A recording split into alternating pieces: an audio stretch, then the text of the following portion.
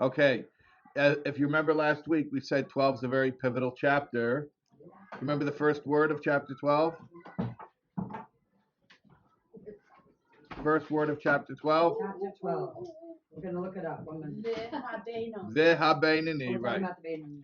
Because we were speaking about the levels of tzaddik and rasha. And then in distinction to tzaddik and rasha, chapter 12 says, V'ha and the Beinoni, he's not a tzaddik, he's not a rasha. And we started to explain that. And if you remember last week, where did we leave off? We left off with the Alter Rebbe introducing the principle of Hamayach Shalat al Alev, which is one of the main ideas in Tanya. And it's a complex idea, which we are going to explore further, and its meaning will be somewhat fluid. But at this point, what it means, what Mayach Shalat Alev means is impulse control. Simple inhibition. You have an impulse and you curb your impulse. So we explained that the Beinoni has the temptations that a rasha has, but behaviorally he's impeccable. He is perfectly in control. Okay? I think we left off. That's what we ended off with. Right. We said Mayach Shalat Alev. And we said that it's native and it's innate and inborn, and we went a few more lines, and I think we got to the place where we said he can avert his mind from the temptation, and not only to avert his mind from it, but then to fixate on the exact opposite. He can go think about something holy, and I think that's where we got up to that word al hatzad hakadusha or hakadusha. He can avert his mind to the holy side. Okay, and then I kind of stopped in an awkward spot because the next word is kidchsiv, which is the scriptural proof for the statement that we made at the end of last week. So the scriptural proof for the statement we made that he is able, the statement, the assertion is that he is able to control himself, and the scriptural proof for that is Shlomo Melech. I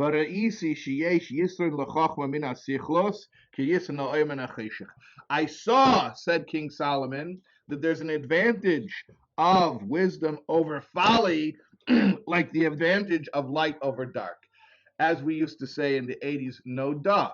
Why does this take the wisdom of King Solomon to tell us that wisdom is better than foolishness and that light is better than dark?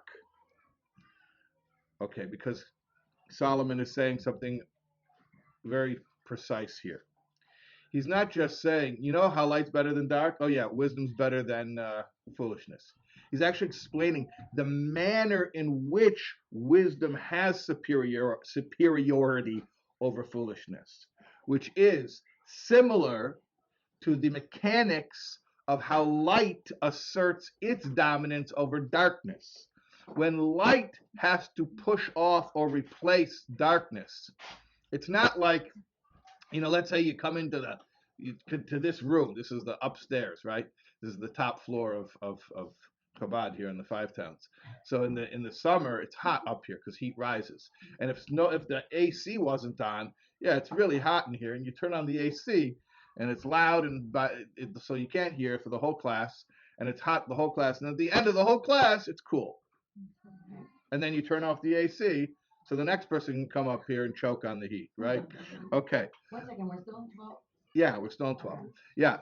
So my point is, if the room is hot and you turn on the AC, it takes a while for it to. They told me, the HVAC guys, that when you're moving air around a house, it's like moving water. You got to imagine how long would it take to fill a pool the size of this room to fill it up with water? Well, that's like filling up with air, and then conversely, how the air escapes and all that. Okay, anyways.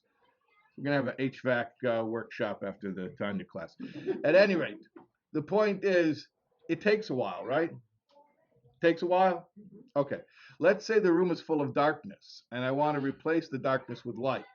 How long is it going to take to get the room full of light? Immediately. Right? That's the nature of light. That's why we use light as a byword, as a metaphor for spirituality and for chokhmah and clarity and holiness. One of the reasons that light is a go-to metaphor is because of this property of light, that when light dispels darkness, it does it without any hisaskus. There's no engagement. Hisaskus means engagement. It doesn't have to grapple with the darkness. It just automatically replaces the darkness. So watch what he says here. Pirush, the explanation of what Shlomo Melech was saying is, Kimei shaha'or yesh la yisra nishlit memshala ala cheshech. Just like light has a certain superiority and dominance and power over dark. In what respect? Shema'at oir, that just a tiny bit of light, gashmi, physical light. We're speaking in the metaphor now. Deicha harba min cheshech, pushes off a lot of darkness. Shenidcha mimenu me'elav u'memela, that the darkness gets pushed off. He says me'elav u'memela, me'elav u'memela, automatically and on its own. Again, there's no engagement required. It's just an automatic thing. Once the light is in the room, the darkness disappears. It's not like, oh, where are we going to put the dark? Oh, fold up the dark and put it away in the closet. Roll it up. I don't know. Put it in a pile in the corner. You don't have to do that. The dark, like if you're trying to get rid of something and replace it with something else, where are you going to put that thing? How are you going to push it away? How quickly can you move it? Where are you going to, do you have to smush it up? Can you sweep it under the rug? With light and dark, it doesn't work that way. We take it for granted because we've done it thousands of times. We flipped the light switch thousands of times. But the second you turn on the light, the darkness disappears. You don't have to figure out, oh, how are we going to get rid of the dark? Oh, no, hold on a second. I got all this light here. Delivery at the door from light. Oh, hold on a second. We're not ready for the light because we got to get rid of the dark. Hold on a second. Push the dark out in the backyard. We'll bring in the light. Nobody has to do that. Nobody has to do it. Why? Because the very nature of the light is the second that the light hits, the darkness disappears. You're taking it for granted. You're saying, well, what about power outages? Yeah, what about power outages? If there's no power, how does it come on? Well, Light a candle. Yeah. Flashlight. It's the concept. the point is It's not holding literally. that when you have light, you do not have to even think about what to do with the dark. I know that that's a painfully obvious statement, that is so painfully obvious, it may not even be possible for us to fathom its depth. It's so simple that it becomes complex. But think about it. I'm trying to belabor this point. When you have one thing that you want to get rid of and replace with another thing, usually you have to figure out what are you going to do with the old thing to make room for the new thing. And with light, you don't have to do that. Does everyone follow this? So why is this important? Because we're not talking about light. We're talking about wisdom and foolishness. And when you want to get rid of the foolishness and replace it with the wisdom, you don't have to figure out what to do with the foolishness. You just turn on the wisdom and the foolishness disappears. So is it that the dark is a constant, and when you put light on it, it overshadows the darkness, and then when you take the light away, the dark comes down again. So dark is a constant. I know. It's an interesting question how to look at it. You're saying as a default. Right. You could view it that way, yeah. With the lack of any, if you're completely passive, then the default state will be darkness. Yeah, that's probably true. If you don't do anything, you're going to be foolish. Sounds so negative though. Like I'd rather. Right. Takes a little effort, but that's the whole point. It takes a little effort. It doesn't take a tremendous amount of effort to replace the foolishness with the wisdom. So that's his point here, is Mayach Shalt El Alei basically means you have foolishness, which is the temptations of the Nefesh Habahamis, and you want to override them with the clarity of the nefesh olakis, and you may think of it in terms of some prolonged procedure, and he's saying, no, actually, it's instantaneous.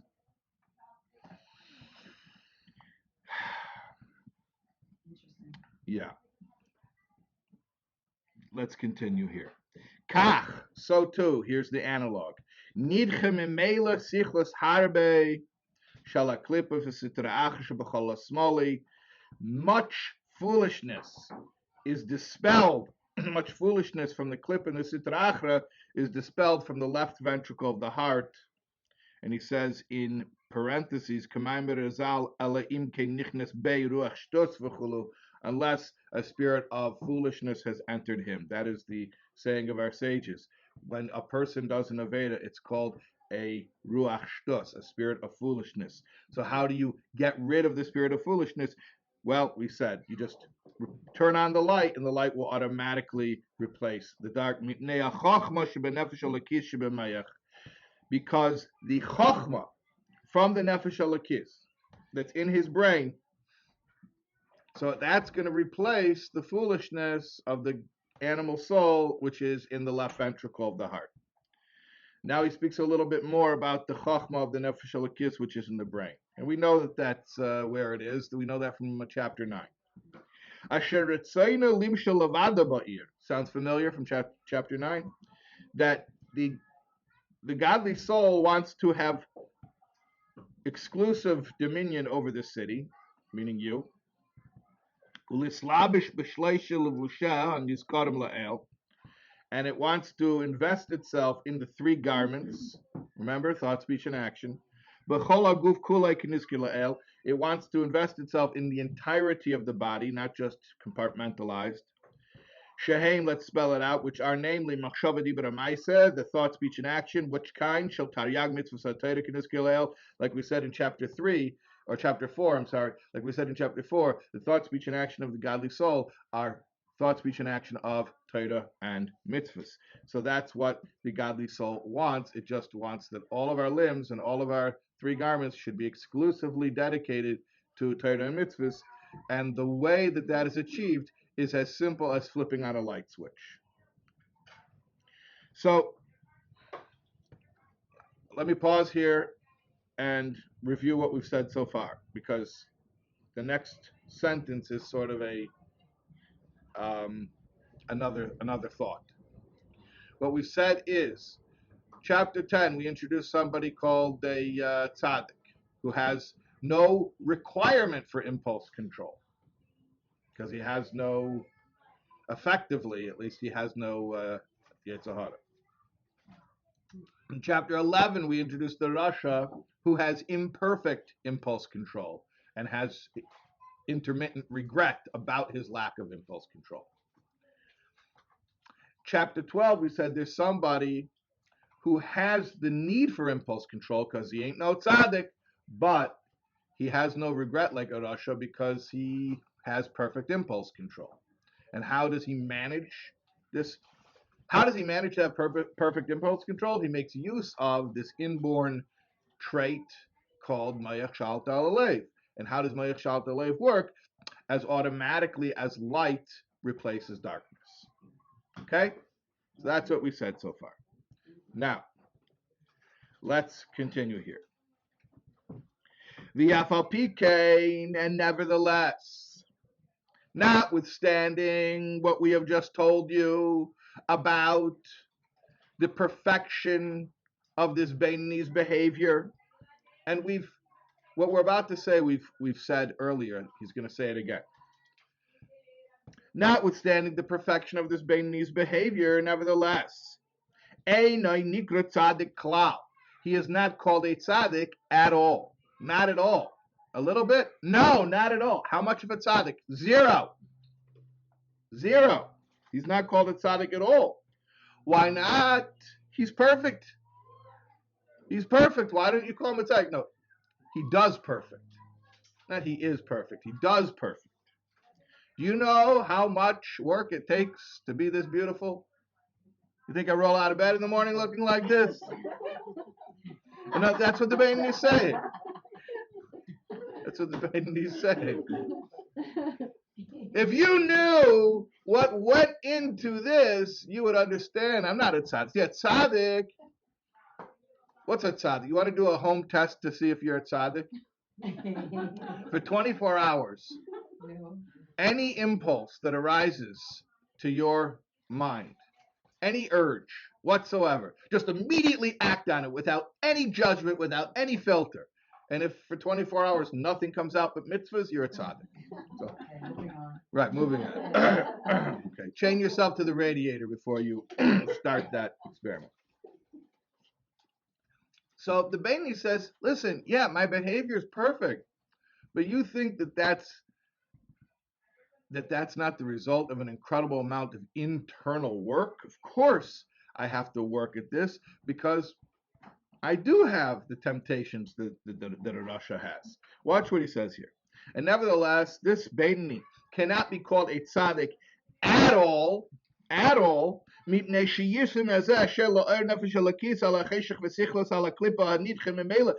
this advantage or dominion that the light of the godly soul has over the darkness and foolishness of the klippa, which automatically gets displaced, as we said, that dominion, it's only on the level of garments. Yeah, on the soul garment, remember thought, speech, and action. On the level of the modes of expression, yeah, perfection. But go behind that.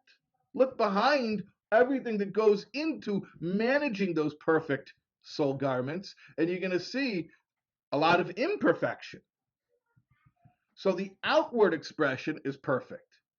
But everything that went into producing that end product is a lot of grappling with internal conflict. Yeah. So he's only got dominion on the level of the three soul garments.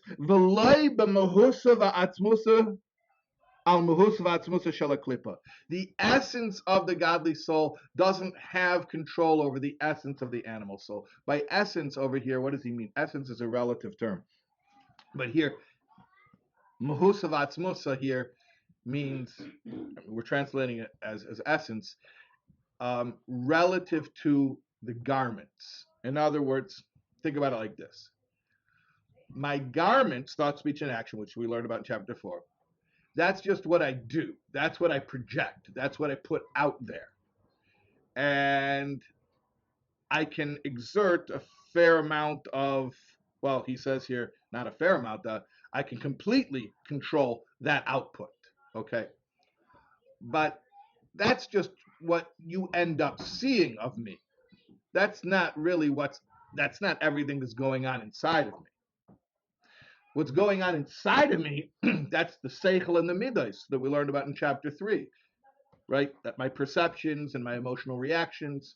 So what he's saying is, you have the soul garments, which is the outer expression, and then you have what he's calling muhusa va'atzmusa, the essence of the soul, which is its inner workings, namely its seichel and midos, its perceptions and emotions. So he's describing a person who, on the outer level, the superficial level, which means behaviors, he's maintaining perfection. But inwardly, what he calls mehusa va'atzmusa, the essence of the souls, plural, are very much engaged in a conflict, right? And there's no perfection at all. It's very imperfect and fraught with conflict and distraction and temptation, and outwardly doesn't look like that.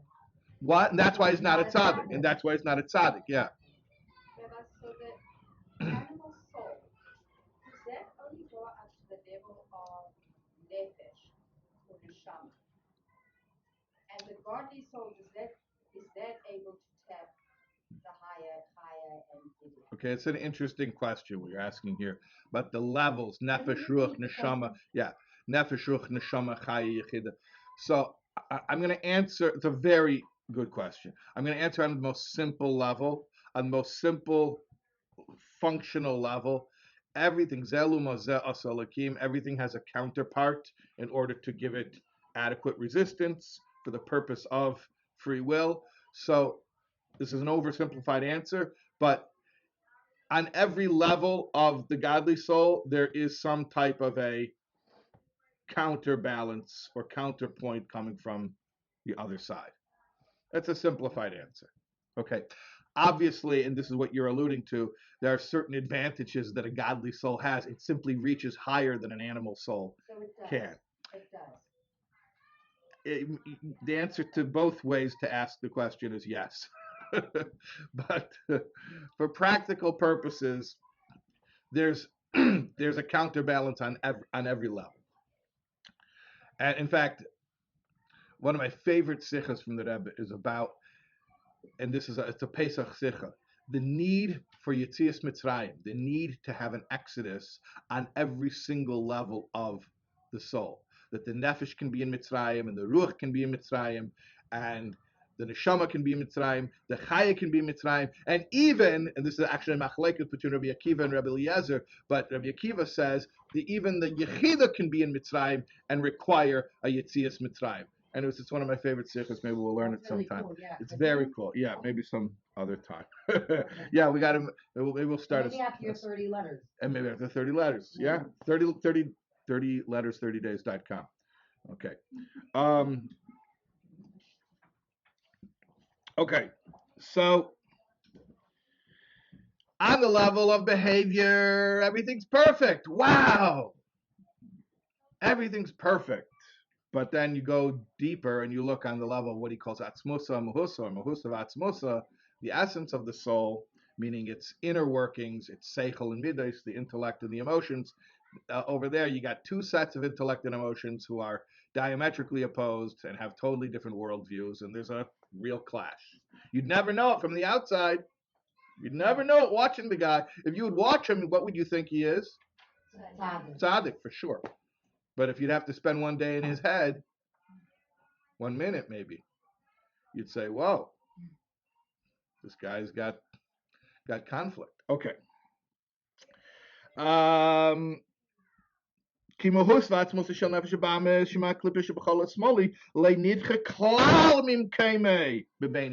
Because the essence of the animal soul in the left ventricle of the heart has not been displaced at all. I'm stressing that word, at all. It has not been displaced at all. On a behavioral level, it's completely displaced, like the displacement of darkness before light the moment you turn on the switch. But on the inner level, meaning on the level of intellect and emotion, when I say intellect and emotion over and over again, what do I mean? I mean, intellect means I have one way of looking at reality, and then I have another whole way of looking at reality, and they're competing for which one is the truth.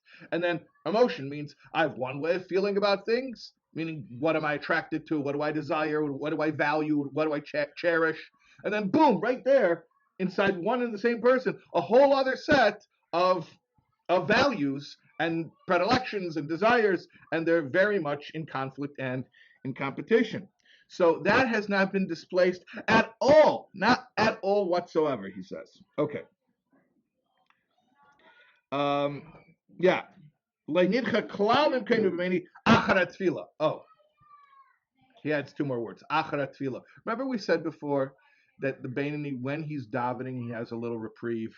Yes, that's when he becomes like a tzaddik. Yeah. So he gets some relief from that inner conflict during the davening.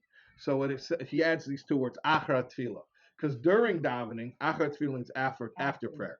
Because during prayer, it does vanish as if it's not there, and he has a tzaddik-like rest. But after davening, boom, comes right back. He loses it, and he no longer has this glowing coal fire-like love for Hashem in the right ventricle. But rather, what does he have? He just has the inner lining of the heart coated with latent love.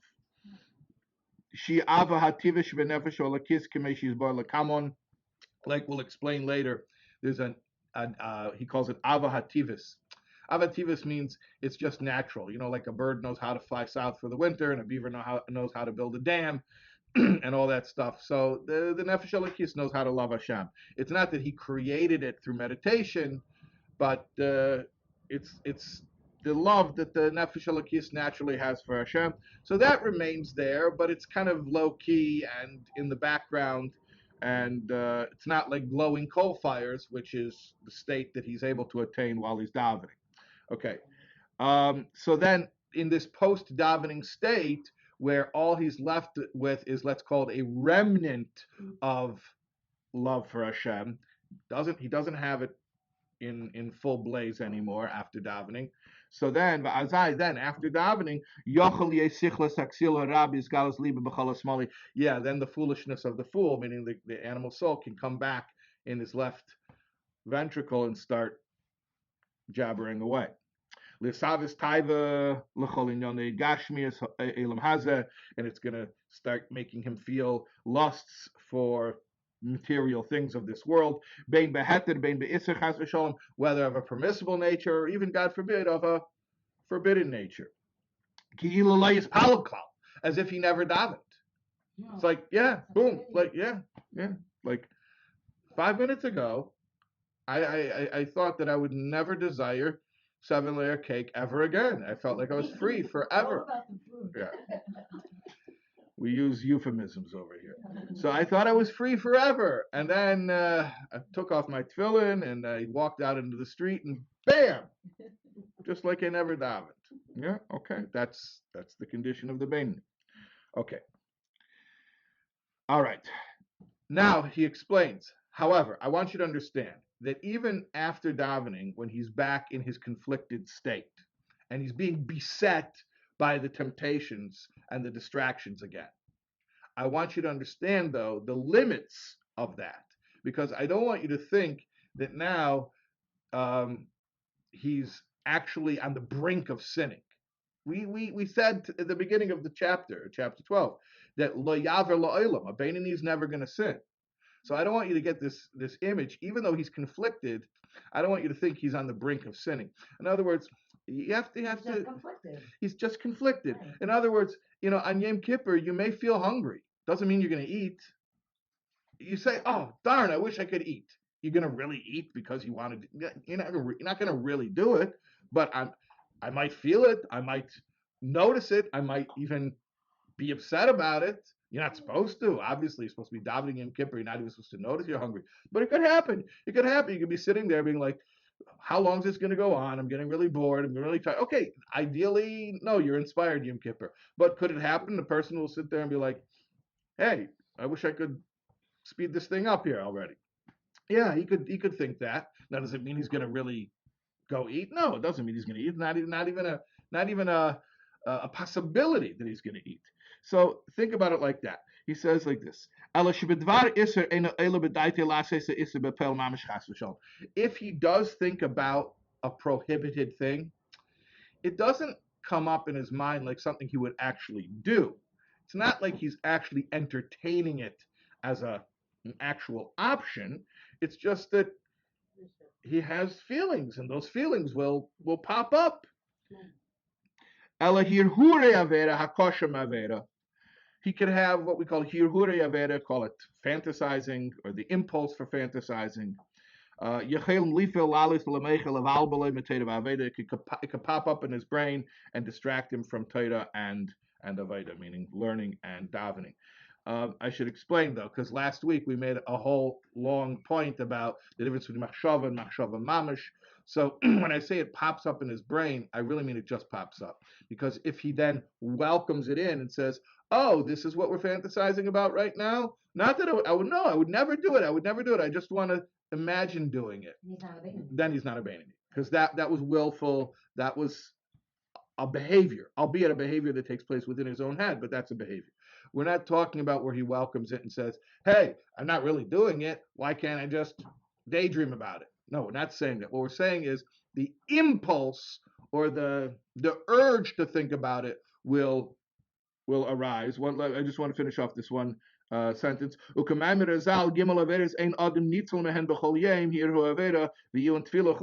sages say there are three things that a person's not saved from every day. One of them is Yuhur Aveda. The other one is Iyun Tefillah. They both have to do with mind control. And it doesn't mean that, again, it doesn't mean he's fantasizing or daydreaming about sins, God forbid, because then he wouldn't be a Beinoni, because that's a willful behavior. But what it does mean is that the notion will occur to him, and then he'll have to dismiss it. Yeah. Sorry, firstly, the three things that we're not safe from are? He just says the two of them. He just says two of the three. What are they? I think the third one's Lashon Hara. Thoughts? What were the other two? I think the third one's Lashon Hara. Yeah. But he only mentions the two of them. Which are the two? What we just read. Hiror Avera and Iyun Tefillah. Thoughts of sin and lack of concentration. And another one says Let's go to the 7-layer cake. So if the guy, after davening the thought passes the bakery and sees the cake, is like, oh my gosh, that's delicious.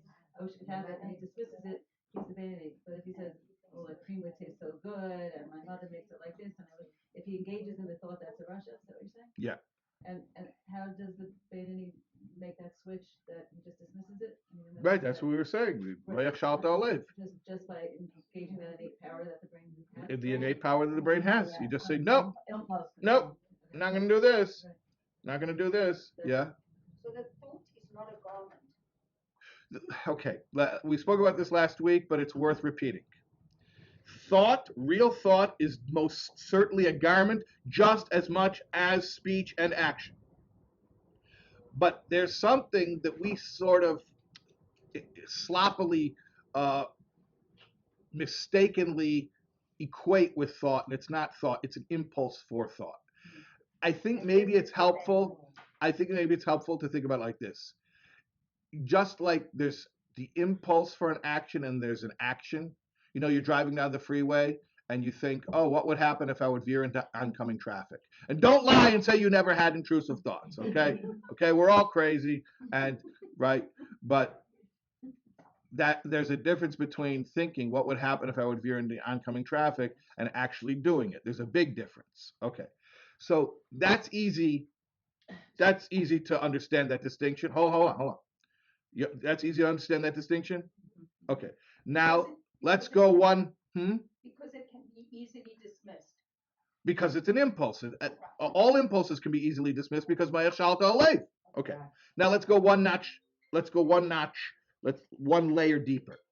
Let's say you have an impulse to say something. Well, actually, there's a I don't know. I was thinking about a cruel, cutting remark, but I don't even want to make the joke. No.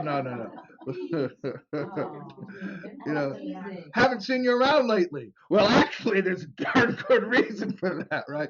And then you realize that, no, that's not nice. And then you censor that line, right? So you could understand there's an impulse for speech, and then there's actually saying it, right? So that's an obvious distinction. Okay. Now just go one layer deeper. There's an impulse for thought, but it's not yet real thought. Meaning, hey, let me open up this internal browser tab about 7-layer cake, and then you say, no, hold on a second. You little red X, click it out. No, we're not. Okay, yeah.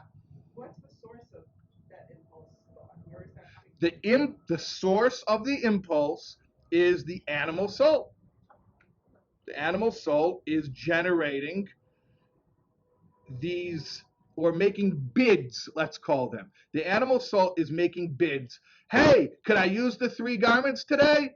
Maybe one of them for just a minute? And our response continuously, if we're a Beinoni, is no. But the animal soul is going to keep making bids for the use of the garments. And those bids will manifest as impulses. The impulse, having the impulse does not make him a Rosha. How he responds to the impulse consistently, that's what makes him a Beinoni. It's not easy to be a bainoni. No. You're constantly battling. But that's the difference between the chokhmah and the da'at. like the impulse, the initial and You're asking what if the focused thought is called das and the impulse for it is called chokhmah? Is that what you're saying? right. Sort of. Maybe. That's I'm not sure. Yeah. I'm having a question or thought about Okay. the Acharei HaTefillah. Mm-hmm. So technically, on Yom Kippur, Yeah. if you're in shul all day, Right. you're being sealed, Right. there is no such thing as a bainoni, because you're during the davening, not Acharei. So you're making the mistake that you're equating standing in shul with davening.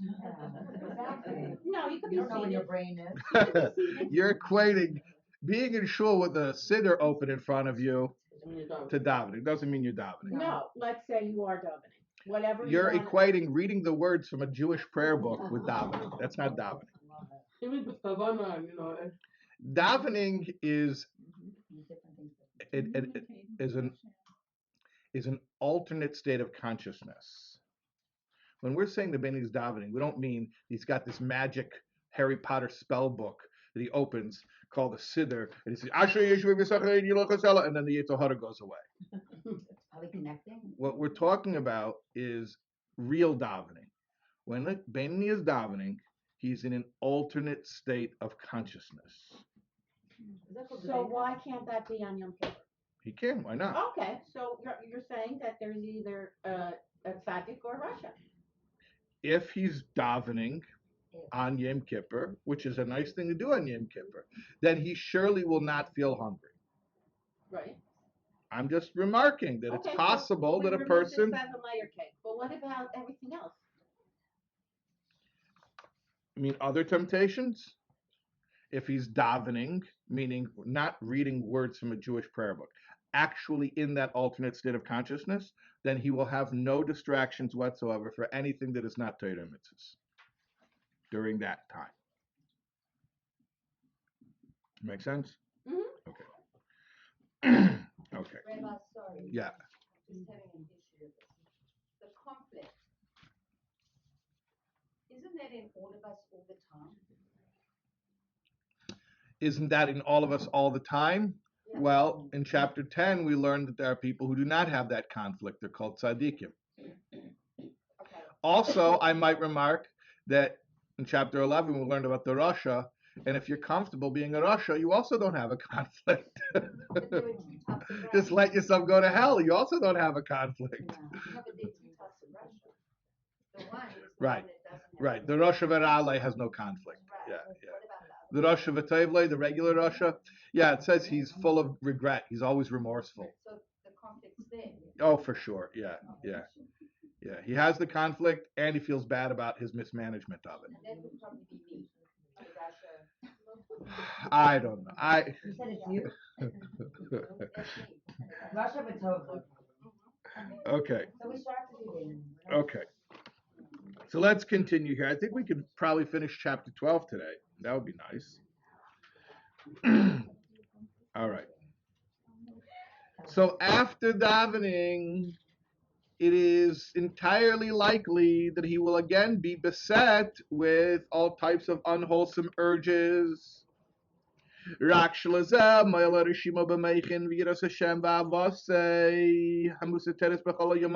However, the leftover remnants from the davening remain in his brain, and the fear of Hashem and the love of Hashem that's hidden in the right ventricle of the heart, and that's going to help him. It's going to help him overcome this negativity that is lusting right now.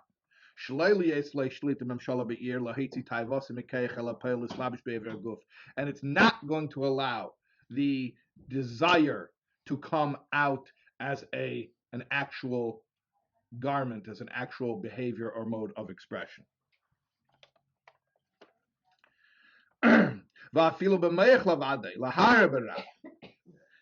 It won't allow, meaning the leftover remnants of love and awe of Hashem will be strong enough that it won't even let the urges to express themselves only in his mind.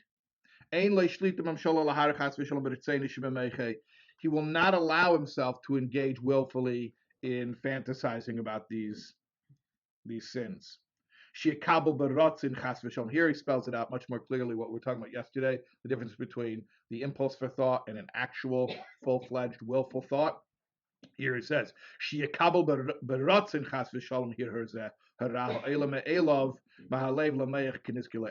will not willingly, God forbid, accept this evil thought, which is spontaneously rising up to his brain from his heart, as mentioned earlier. In other words, he makes a few points. This impulse is spontaneously rising up from his heart to his brain. He didn't summon it. It's not willful. It's just it's burping. It's a burp, okay? And he will not willingly accept it. So therefore, he's still a bainoni. Will he not have the burp, or what we called last week in the Rabzev from Zhitomer's story, the knock at the door? Will he have no knock at the door? Sorry, he's not so lucky. He will have the knock at the door. He can't control the knock. The knock is the knock. Who do you open it for? That's where your free will begins. So he will definitely have the pop-ups. He'll have those urges, but he will not allow them to express themselves. Yeah. But if he's always having conflict, but he chooses the good side. Yeah. So what causes the knock or the impulse? Or the thoughts, all these impulses in his head? That's what you just asked. Where are the negative urges arising from? What did we say? From the animal soul. Does that make sense? It makes sense. But with that. Remember earlier we said that he has dominion on the level of soul garments, but not mahusava atzmusa. And I said, what's mahusava atzmusa? The inner workings of the soul, meaning it's seichel and midas, it's intellect and its emotions. So on the level of intellect and emotions, he's got two functioning sets, diametrically opposed, might I add, two functioning sets of perspectives and emotions, animal soul and godly soul. And there's the conflict. However, on the level of behavior, what we call soul garments, then there's perfection. Okay, so the urges will most certainly arise to his mind. But immediately when it rises up, immediately when he feels himself have to burp, he pushes it with two hands and he averts his mind from it. Okay, so don't burp in my face. Okay, you know that you're about to burp. Don't burp in my face. I'm sorry. You do have impulse control. So the same thing. Can you control the fact that the animal soul says, hey, I got something we can think about. Hey, he's knocking at the door. No, you can't control that fact. But did you have to open it? No, you didn't have to open the door. And you didn't have to tell the guy, oh, come on in. Talk to me about whatever it is you want to sell me your encyclopedias or your religion or whatever. Like, no, I'm not opening the door for you. He's constantly being tested. Yeah. But that's his condition. His condition is one of constant conflict, unless he's in that real state of davening. Don't the main people fall in this category? I wish that many people did, but remember what characterizes the Beinoni is not the presence of the conflict, but his perfect management of it. So we know that the brain rules over the heart. Yeah. Is there a corresponding right and left ventricle for the brain? I know. No, the brain is all brain. In the heart, you have right and left, and the right side is on the side with the brain. The brain is all brain. The brain is good. The brain is clarity. There's nothing in the brain that could be problematic. Unless you allow the left ventricle to hijack the brain and turn it into a machine for rationalizing the things that you already wanted to do. But innately, no, the brain is clarity. Yeah. Is it known how the Alter came with the statements about left ventricle and right ventricle of the heart, where we spoke about that earlier. I don't like to get into this stuff because especially modern people go crazy about it. And I said it has to oxygenated blood and not I don't okay, whatever. It doesn't matter. Don't worry about right and left. Guys, I have a very burning desire to finish this chapter. Yeah. Okay? All right. Okay. Everyone gets the main idea here? Yes. Okay? Inward conflict. Outward perfection. Okay. So you got that point. All right. All right. Yeah. And you got the idea, the distinction about the impulse for thought and actual thought. I know that's a tricky concept. Sometimes people have to go through Tanya many times before they get that distinction, because it's funny, because a thought is abstract. It's not physical, it's not tangible. And the impulse for thought is also abstract. So we lump them together as if they're one and the same. But I just want to make sure that this is a clear distinction, that the impulse to have a thought is not the same as actually entertaining that thought. Or like last week when I spoke about thinking about and thinking of. Thinking of is an impulse. Thinking about is an activity that you've chosen to actively be involved in. Okay, fine. Let's continue. So he doesn't willingly accept it. Immediately when it arises to his mind, he pushes it away with two hands. He averts his mind from it. Miyad shenizkeshehu hirhura. Immediately when he recognizes it as being a negative thought. He will not willingly accept it, which implies that sometimes unwillingly he's going to struggle and have to push because it's really knocking loud, but he won't willingly accept it. Not even to fantasize about it. Again, he says willingly. Sometimes I want to make it clear, because I don't want there to be any misunderstanding. It's obvious that the battle line with thought is murkier than the battle line with action. Because with action, it's very binary. Either you did it or you didn't. With thought, it's much harder to pin down whether I'm actively thinking or it's just trying to get me to think. All right? But everyone can be their own judge, and everyone can be honest in their own heart and know when this was something you were struggling against and when it's something you just gave in. You said, what the heck? What does it hurt? It's just fantasizing. I'm not really doing it. Okay, so he will not accept it willingly. The kol shekain la'aleisei aladas la'aseisei chas v'shalom. How much more so it would never occur to him to actually do it. And he wouldn't say it if it's a type of thing that's prohibited speech. Because I'm sorry to tell you, if you willingly, and again I'm stressing that word berotzin, willingly fantasizing is a rasha. Yeah. Beinoni, but a bainoni ain't a rasha filu shoachas leilam. He's not a rasha for even one moment. All right, now we have just a few more lines. So far, we've been discussing the Beinoni in terms that could be understood as being purely religious.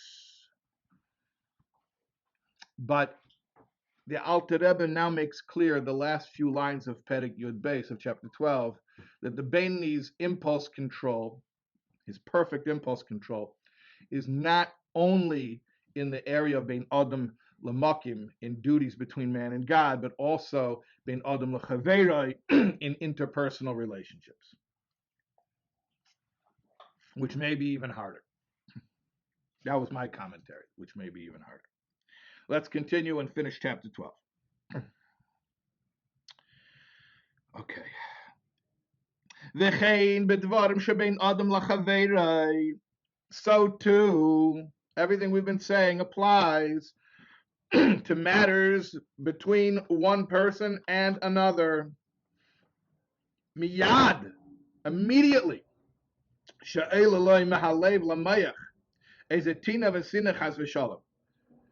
When it arises from his heart to his brain, meaning when the animal soul is making a bid and saying, hey, we hate this guy, remember?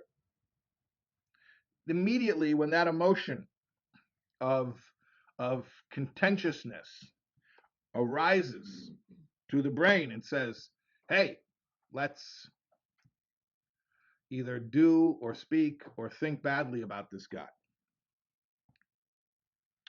Or jealousy or anger or grudge. Yes, those impulses will come. He's not a tzaddik.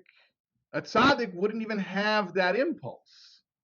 A bainoni will have the impulse. The bainoni will see the guy and he'll think to himself, oh, I hate this guy. Yeah, I remember that. But then immediately when he registers, oh, that's a bid from the animal soul. No, we're not accepting that. And he rejects it. He will not at all accept them in his brain and in his will. Now, he may be, I want to make it very clear, he may be constantly beset by these bids. The animal soul may constantly say, no, we do hate him. Don't remember, we do hate him. And it doesn't shut up about it. So I don't want you to think that all you have to do is ignore the knock once and it goes away forever. It may continue to come back and say, no, but we hate him, but we hate him, but we hate him. And each time you say, I'm sorry, that's not something that I'm entertaining on a willful level right now. I understand that on a subconscious level, those feelings are there and they are what they are, but I'm not going to allow this to translate into my three soul garments, thought, speech, or action. And in fact, not only am I not accepting this impulse of anger or jealousy or grudge or any of this stuff, but to the contrary, to the contrary.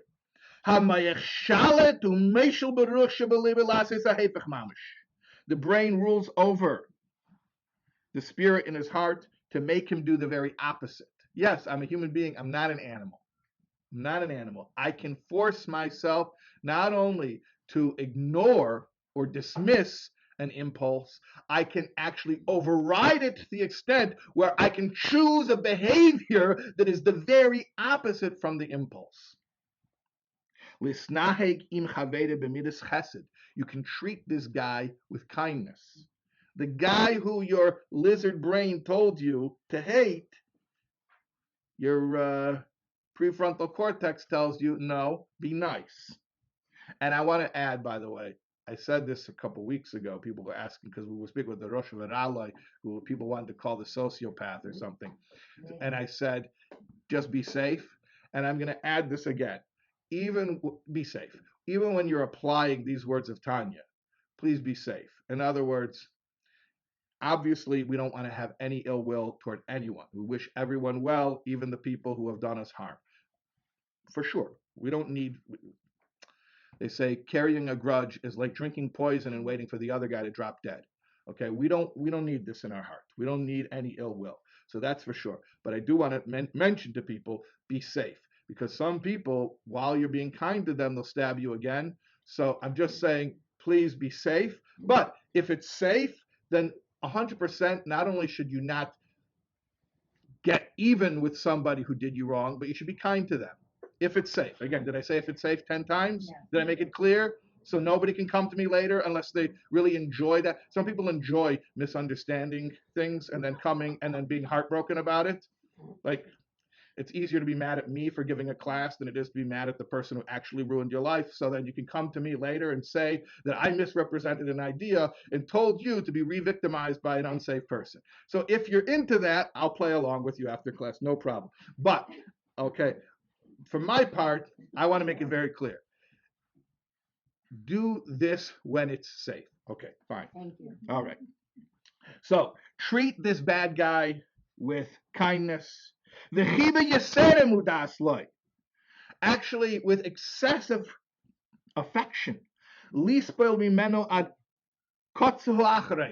endure, to tolerate to an extreme amount all types of garbage. Put up with the garbage. Again, if it's safe, okay.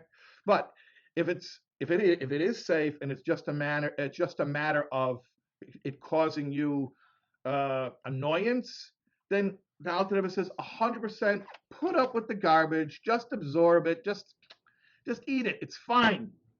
Don't get mad at him. Don't get even with him. Don't pay him back. To the contrary, you should pay those who are chayovim, means they are indebted, they're obligated, meaning they did bad stuff. they have a comeuppance due to them. And instead, what should you do? You should reward them as if they did a mitzvah. You should, the guy who messed you over, treat him as if he was your best friend and just did you the biggest favor in the world. Again, if it's safe. What? The if it's safe part? I'm adding the if it's safe so nobody will come. I'll read it again inside. Don't get mad at him. Don't get back at him. To the contrary, do good to someone who's undeserving. Where's this wording from? This is from the Goimel bracha. When we survive a life-threatening situation, we make a bracha. Hashem is Goimel l'chayavim tevis. We say Hashem treats us. We don't deserve the kindness Hashem did for us. God forbid, we deserve punishment, and He's giving us kindness. So we thank Hashem. Hashem, you're rewarding us as if we did something good when we actually did stuff. You could be punishing us if you want to go strict letter of the law. Hashem, you could be punishing us right now. Instead of punishing us, you're rewarding us. So we want to be the same as Hashem. And that even when there's a person who, on paper, by all rights, they deserve a punishment, and we want to say, no, not only we don't want to punish them, we're going to reward them. What doesn't hurt you? Doesn't hurt you. He says this is a bainoni. This is a spiritually healthy person, is that you treat people who deserve punishment, you give them a piece of cake. Yeah? Isn't that like really fake and false? It's not fake. Like sheker, because Why is it sheker? because if If- somebody harmed me, Yeah. like really badly, like Yeah.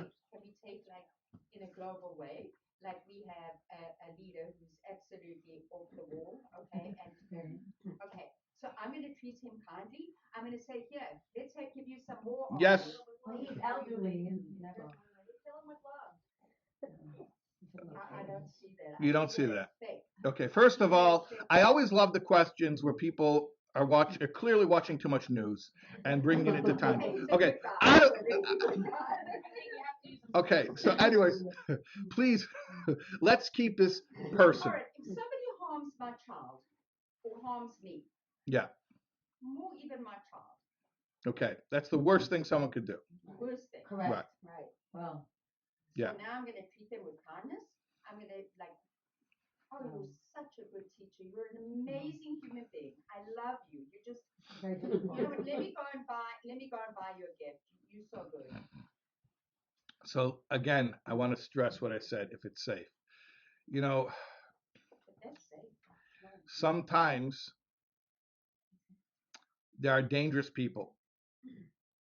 See, it's funny, the Alter Rebbe doesn't get into this. I think maybe intuitively people understood this in the past. But I think in 2022, we don't know how to do both. Sometimes there are dangerous people who have to be stopped. And the only way to stop them is Distance yourself. more than distancing yourself, is to take more than just cutting contact, sometimes to take action.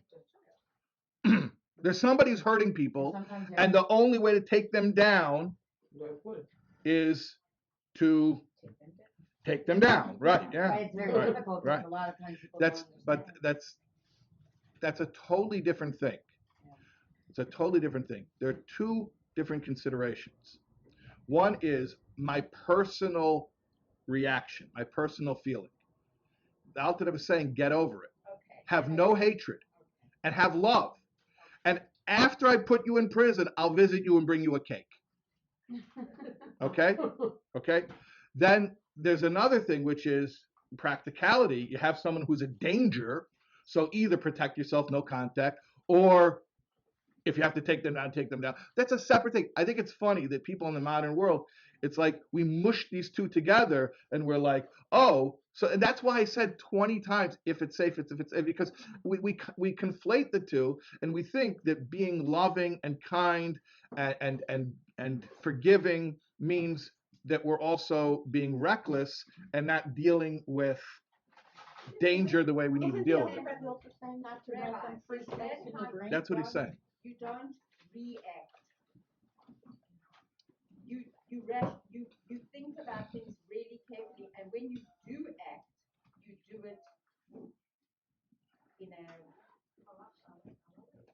Yeah, Mayach Shalta Lev. That's what it. Mayach Shalta Lev isn't just to get yourself to keep Shabbos or put on tefillin or eat kosher. Mayach Shalta Lev. Here he's saying is when you have a visceral reaction to somebody, curb that reaction.